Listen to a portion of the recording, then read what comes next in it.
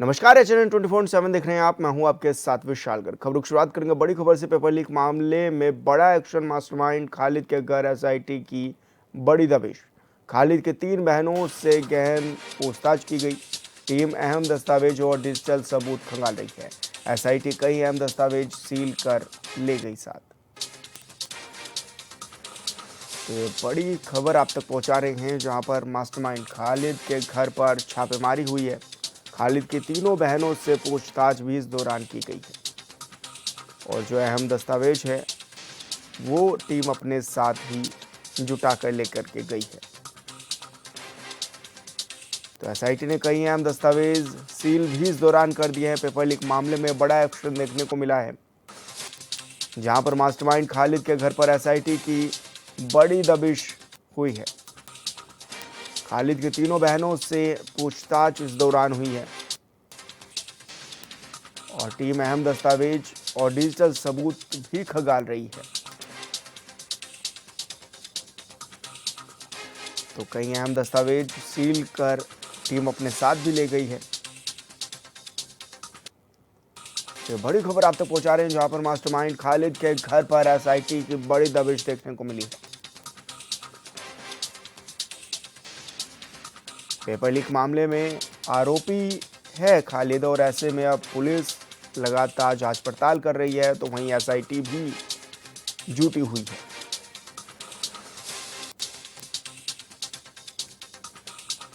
और संवाददाता योगेश आर्य हमारे साथ लाइव जुड़ गए हैं। योगेश, क्या कुछ जानकारी मिल रही, किस तरह की दबिश दी गई और क्या कुछ सबूत बरामद भी इस दौरान हुए हैं?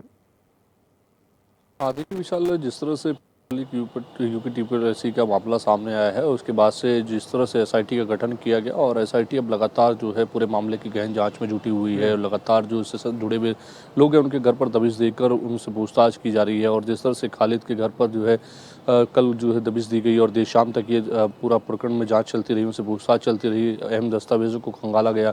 अब पूरे घर को जो है एसआईटी के जो लोग थे, पुलिस महकमे के लोग उनके साथ जो शामिल थे टीम में, उन्होंने घेरे रखा और अंदर जो है पूरी गहन जांच चलती रही और जांच के साथ साथ उन्होंने जो है कहें जो उनकी बहनें थी और उसके साथ साथ जो उनके पिताजी थे उनसे बातचीत की, उनसे पूछताछ की कि आखिरकार किस तरह की गतिविधियों में शामिल खालिद रहता था और कहीं ना कहीं इसके साथ साथ उनसे पूछताछ के साथ साथ जो अहम दस्तावेज है वो डिजिटल के माध्यम से हो या वो भी जुटाने का प्रयास किया गया और माना यह भी जा रहा है कि कई अहम दस्तावेज एसआईटी के हाथ लगे हैं जिनको वो लेकर अपने साथ चली गई है और उसके बाद अगली कड़ियों से पूछताछ करेगी। यानी कि जहाँ केंद्र पर परीक्षा हुई थी वहाँ जो है कौन लोग उनके साथ शामिल थे, किस तरह से मोबाइल फ़ोन अंदर पहुंचा, किस तरह से वहां से वो चीज़ें बाहर गई, तो निश्चित तौर पर इन तमाम पहलुओं पर एसआईटी अपनी जांच करेगी क्योंकि एक माह का ही समय एसआईटी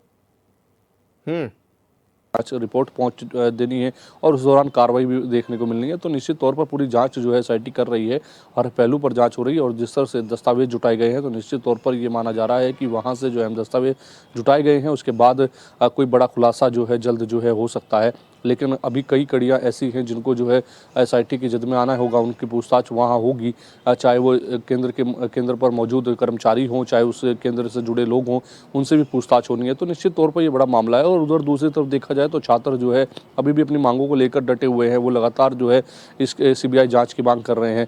तो निश्चित तौर पर लगातार जो है उनकी ओर से यही कहा जा रहा है कि सीबीआई जांच करानी चाहिए इस प्रकरण की, उनको एसआईटी पर भरोसा नहीं है।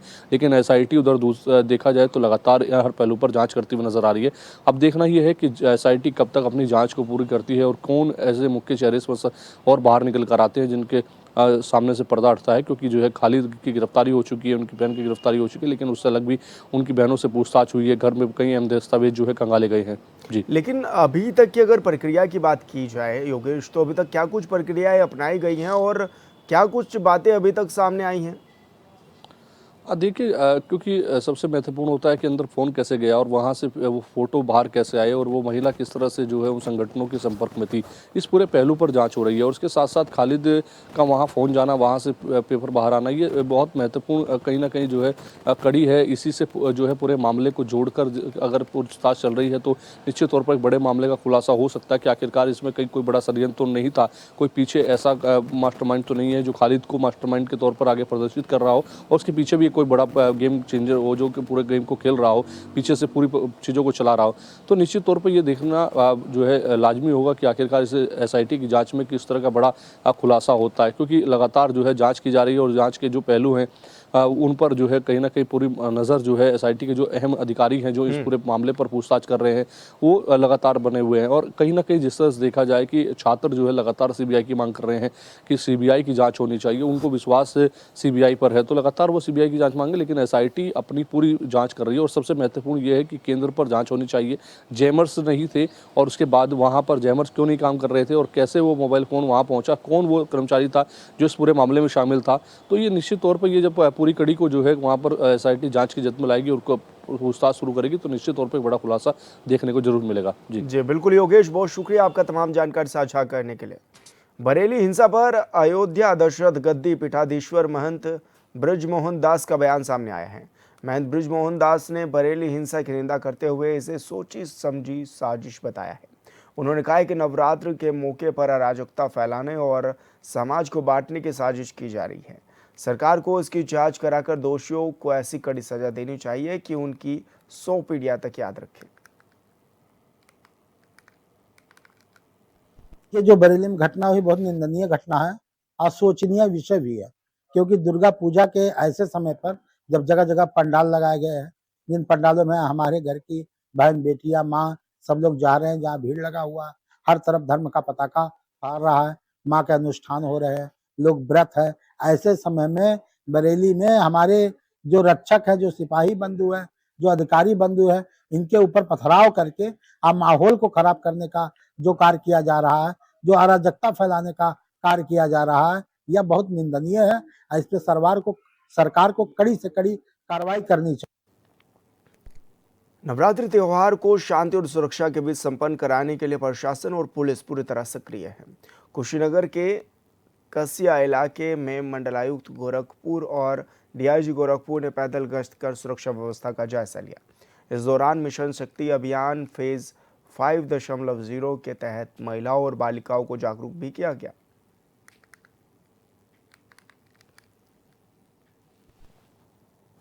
मंडलायुक्त महोदय और मेरे द्वारा जो त्योहार आगामी त्योहार है उसको सकुशल संपन्न कराने का जो हम लोगों ने क्या कार्य योजना है, ये सभी जो जिला स्तरीय अधिकारी एसडीएम सीओ साहिबान और अन्य पुलिस जो अधिकारियों के साथ हम लोगों ने बैठक किया है और इन लोगों का तैयारियों का समीक्षा किया गया है और सकुशल संपन्न कराने में जो भी दिशा निर्देश शासन से मिला हुआ है आप लोगों को अवगत करा दिया गया है। साथ ही साथ जो मिशन शक्ति 5वें चरण का जो अभियान चल रहा है, इस अभियान के तहत हमारे जो मिशन शक्ति केंद्र का जितने भी जो महिला प्रभारी है और वहाँ जो तैनात सभी पुलिस कर्मचारी है और सभी अधिकारियों के साथ उनका भी एक ब्रीफिंग, एक प्रशिक्षण टाइप का एक मीटिंग किया गया है। उनको जो दिशा निर्देश उनको दिया गया है कि कैसे इनका एसओपीज का पालन करना है और क्या उनका बर्ताव रहना चाहिए और अपराधियों के खिलाफ कार्रवाई करने के लिए और शवहदे के खिलाफ जो एंटी रोमियो स्क्वाड लगातार कार्रवाई कर रहा है उसको और मतलब मजबूती से कार्रवाई करने के लिए दिशा निर्देश दिया गया है। और जो एक बुकलेट जो मुख्यालय से आया है उनको भी अक्षरशः पालन करने के लिए बता दिया गया है। और ये अभियान अभी तक बहुत अच्छे से यहाँ रिजल्ट आए हैं और भी आगे इसको सफल बनाने के लिए दिशा निर्देश दिया गया है। Thank you. और यहाँ रुके छोटे से ब्रेक के लिए, जल्द होंगे हाजिर।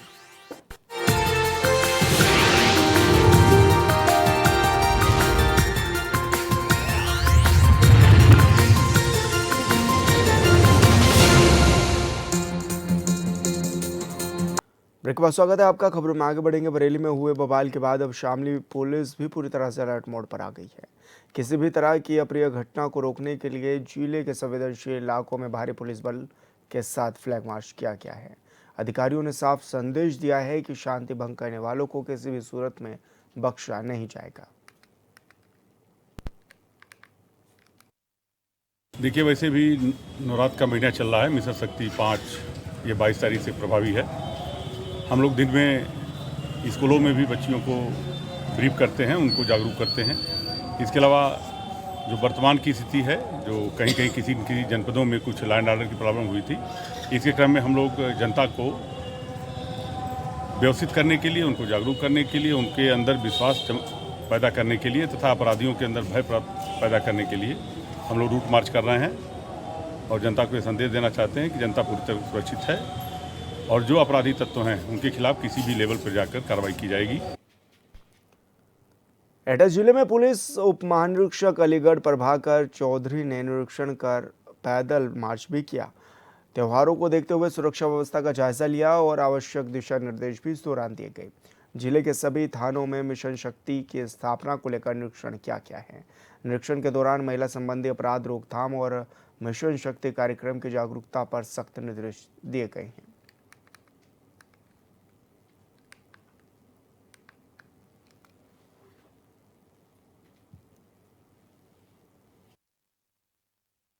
तो त्यौहार का सीजन चल रहा है। सुरक्षा व्यवस्था के दृष्टिगत फुट पेट्रोलिंग भी है, साथ ही मिशन शक्ति केंद्र की स्थापना हुई है सभी थानों पर। तो उसी का एक आकस्मिक निरीक्षण था और जो भी महिला संबंधी अपराध है उसका अच्छे से रिव्यू किया जा सके, साथ ही उनकी सुरक्षा व्यवस्था सुनिश्चित की जा सके। कोई छोटी घटना भी आती है तो तत्काल थाने पर अटेंड हो सके और उसमें जो नियमानुसार विधिक कार्रवाई वो सुनिश्चित कराई जा सके। इसके लिए महिला शक्ति केंद्र की स्थापना हुई है, उसका प्रशिक्षण चल रहा है और उसी का अभी एक आकस्मिक निरीक्षण चल रहा है। ये सर कुछ जगह आई लव मोहम्मद के पोस्टर्स लग रहे हैं, जैसे कल गंजो नारा खास में होना था, एटा में भी संभावना, तो क्या प्रिकॉशंस बढ़ते जा रहे हैं? क्या पुलिस लगातार सतर्क है और इस तरह का अगर कोई भी खुरापाती तत्व ऐसा कोई शांति व्यवस्था के साथ खिलवाड़ करने की कोशिश करेगा तो उसकी खिलाफ कठोर दंडात्मक कार्रवाई की जाएगी।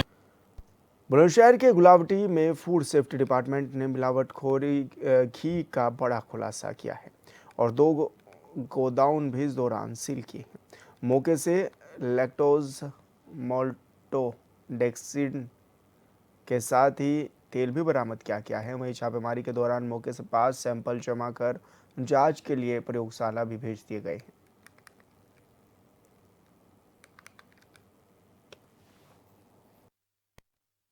गुलावटी थाना क्षेत्र में लगातार शिकायतें थी कि यहाँ से नकली दूध बनाने का सामान आसपास के क्षेत्र में सप्लाई किया जा रहा है।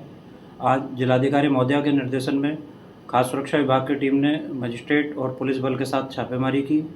सैदपुर रोड पे तायल घी स्टोर दुकान वाले हैं, उनके जो प्रोप्राइटर हैं विशु गोयल सन ऑफ श्री राधेश्याम गोयल, इनके कस्बे के अंदर ही कई जगह गोदाम बने हुए थे और यहाँ गोदामों में जो दूध बनाने के लिए केमिकल्स थे वो भरे हुए हैं और ये आसपास के बेचे जाने का मामला संज्ञान में आया था। हम लोगों के द्वारा जब जांच की गई है तो इन गोदामों से हम लोगों ने 5 नमूने लिए हैं। यहाँ से माल्टोडेक्स्ट्रिन पाउडर, लैक्टोज, पैराफिन जो पेट्रोलियम प्रोडक्ट है और लिक्विड ग्लूकोज, ये सब काफ़ी मात्रा में मिला है। लगभग 5000 किलो जो ऐसे केमिकल हैं वो टीम के द्वारा सीज किए गए हैं और साथ में जो 1-2 गोदाम है जिनमें सारे केमिकल हैं, इन गोदाम को अग्रिम जांच तक सीज कर दिया गया है। फिरोजाबाद थाना रामगढ़ क्षेत्र के सरजीवन नगर कुशवाहा गली निवासी सूरजमुखी की मंगलवार को अचानक मौत हो गई। मृतक 32 वर्षीय महिला थी और उसके 3 छोटे बच्चे हैं। जानकारी के अनुसार महिला को सुबह सर में दर्द की शिकायत मिली थी। वो अपने पति के साथ डॉक्टर शशिकांत के महादेव नगर चौराहे स्थित क्लिनिक पहुंची थी, जहां उसे आवश्यक दवाई दिलाई गई। इसके बाद महिला को अस्पताल में भर्ती कराया गया। दोपहर में महिला की अचानक मृत्यु हो गई।